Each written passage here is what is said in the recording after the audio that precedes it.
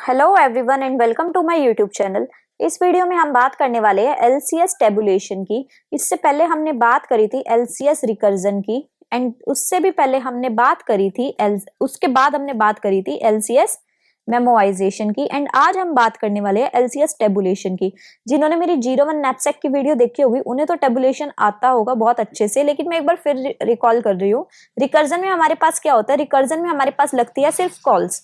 Memorisation में हमारे पास क्या होता है? कॉल्स होती है, लेकिन जो रिपीटेड कॉल्स होती है हमारी, उनको हम क्या करते हैं, डायनेमिक प्रोग्रामिंग की एक डीपी टेबल है हमारी, उसके अंदर हम एक इनकी वैल्यूज को स्टोर कर लेते हैं ताकि जब वो रिपीट हो कॉल तो हम यहीं से उसकी वैल्यू ले लें। लेकिन जो हमारा टेबुलेशन होता है उसमें हमारे पास जो ये कॉल्स का कंसेप्ट होता है ना, ये बिल्कुल खत्म ही हो जाता है। हमारे पास क्या आती है? बस एक डीपी टेबल आती है एंड यही इससे हम अपना आंसर कैलकुलेट करते हैं। ठीक है, तो अब हम देखते हैं कि हम मिशन को करें कैसे एलसीएस के अंदर। तो उसके लिए हमें सबसे पहले क्या आना पड़ेगा? हमें पहले इसका रिकर्जन कोड लिखना पड़ेगा। तो हम पहले इसका रिकर्जन कोड लिखते हैं एलसीएस का। तो हमारा जो एलसीएस का रिकर्जन कोड है वो क्या है? Public int LCS. एक हमारे पास है स्ट्रिंग S1, एक मेरे पास है स्ट्रिंग S2, एक मेरे पास है m लेंथ जो कि स्ट्रिंग S1 की है और एक n जिसकी स्ट्रिंग S2 की लेंथ है। तो इसमें मैंने आपको बताया था कि अगर मेरा S1 की लेंथ 0 हो जाए या S2 की लेंथ 0 हो जाए तो मुझे क्या रिटर्न करना है? रिटर्न 0 करना है। ठीक है, एंड अगर मेरा जो S1 पे जो एंड में मेरे पास करेक्टर है, जो S1 पे मेरे पास एंड में मेरे पास करेक्टर है, अगर वो इक्वल हो जाए किस पे? S2 पे जो मेरा एंड में करेक्टर है, अगर वो दोनों इक्वल हो जाए तो क्या रिटर्न कर दो? 1 प्लस एलसीएस चला दो किस पे? S1 पे, S2 पे और एक बार m-1 पे और n-1 पे। ठीक है, लेकिन अगर ऐसा नहीं होता, तो मैंने आपको क्या कहा था? आपको क्या रिटर्न करना है? Math dot max.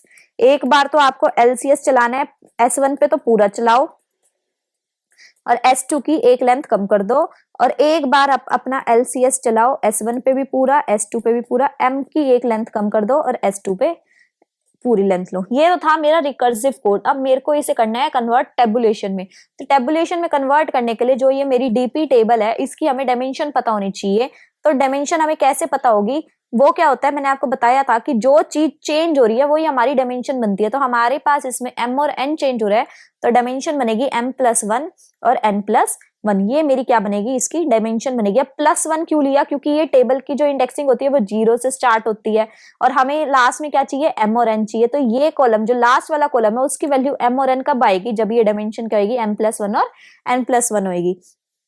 तो अब चलते हैं अपनी डीपी टेबल की इस पे टेबुलेशन पार्ट पे। अब हम चलते हैं एलसीएस के। तो हमारे पास क्या है?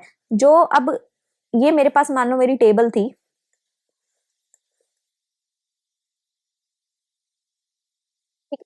ये मेरे पास है m+1, ये मेरे पास है n+1। ठीक है, तो अगर मेरा m और n 0 हो जाए, यही तो मैंने लिखा था कि अगर मेरा m 0 हो जाए या n 0 हो जाए तो क्या रिटर्न कर दो? 0। यानी कि अगर m 0 हो जाए, यानी ये वाली रो, तो क्या करो? 0 भर दो यहाँ पे। तो अब ये भरने की तो जरूरत है ही नहीं, क्योंकि जब मैं अपनी डीपी टेबल को इनिशियलाइज करती हूँ ना तो वो ऑलरेडी 0 से ही फिल होती है। तो मेरे को काम किस पे करना है? अब इस पे करना है। तो इस पे काम करने के लिए मुझे क्या करना पड़ेगा? लूप लगाने पड़ेंगे। अब ये लूप कैसे लगेंगे? मैं कहां से स्टार्ट करूंगी? अपनी फर्स्ट रो और फर्स्ट कॉलम से। i less than equal to m i plus plus and for int j is equal to 1 j less than equal to n j plus plus. ठीक है, अब यहां पर मैं क्या लिखूं? उसमें हमारे पास क्या था कि अगर मेरे पास S1 पे जो भी है m-1 पे, अगर वो किसके इक्वल हो जाए? n-1 के, तो आप क्या रिटर्न कर दो? 1 प्लस LCS चला दो S1 S2, एक m-1 पे और n-1 पे। तो हमें यही चीज यहां लिखनी है कि अगर मेरा S1 पे जो भी है m-1, m की जगह हम क्या यूज कर रहे हैं? अब i। यही होता है टेबुलेशन में कि अब हम i और j वैल्यू यूज कर रहे हैं। और जो S2 पे n की जगह पे क्या आ जाएगा? j-1। अगर ये इक्वल हो जाते हैं तो क्या आप करो? अपनी जो डीपी टेबल है, रिटर्न की जगह पे हम डीपी टेबल में ही तो वैल्यू स्टोर करेंगे। 1 प्लस डीपी, एलसीएस की जगह पे डीपी आएगा एंड हमारा क्या हो रहा है? क्या चेंज हो रहा है? m-1 और n-1 चेंज हो रहा है, तो m की जगह पे i और n की जगह पे j। यही तो है।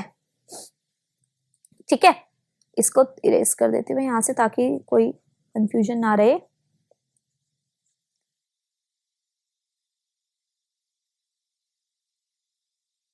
अब एल्स का केस क्या आएगा, एल्स क्या हो जाएगा, डीपी ऑफ आईजे में उसमें क्या लिखा था, मैथ डॉट मैक्स। एक एक बार तो हमें क्या लेना है, एलसीएस में एम एन तो पूरा लेना है, यानी कि आई तो पूरा लेना, और एन माइनस वन था तो एन की जगह पे क्या आ जाएगा, जे, जे माइनस वन, ये हो गया। और नहीं तो एक बारी हमने क्या लेना है, एम माइनस वन और एन पूरा लेना है, और एम और एन की जगह पे जे आ गया। ठीक है, एंड में हमें क्या रिटर्न कर देना है, रिटर्न कर देना हमें डीपी की एम और एन की वैल्यू रिटर्न कर देनी। यही तो हमें बताती है, लास्ट वैल्यू ही तो हमें बताती है हमारा आंसर। लास्ट वैल्यू में कैसे बताती है आंसर, मान लो मेरे को ये वाली वैल्यू चाहिए, कि ये वैल्यू क्या रिप्रेजेंट कर रही है, ये वैल्यू ये रिप्रेजेंट कर रही है कि जब मेरे m की वैल्यू तो 1 हो, m की वैल्यू 1 हो और मेरी n की वैल्यू 2 हो, मतलब m में तो मेरे पास एक चीज हो कोई, ठीक है, मतलब एक ही अल्फाबेट, और n में मेरे पास क्या हो, दो अल्फाबेट हो, तो उस केस में मेरा लॉन्गेस्ट कॉमन सबसीक्वेंस क्या आएगा, ये वैल्यू वो रिप्रेजेंट कर रही है। तो लास्ट वैल्यू क्या रिप्रेजेंट करेगी, जो भी मेरी m की वैल्यू है और जो भी मेरी n की वैल्यू है, उस केस में मेरे पास क्या आंसर आएगा, वो मेरी ये वैल्यू रिप्रेजेंट कर रही है। और यही मैंने क्या कर दी एंड में आके, कि ये m और n है तो इसी को ही मैंने रिटर्न कर दिया। ये है मेरा टेबुलेशन का कोड। Thank you.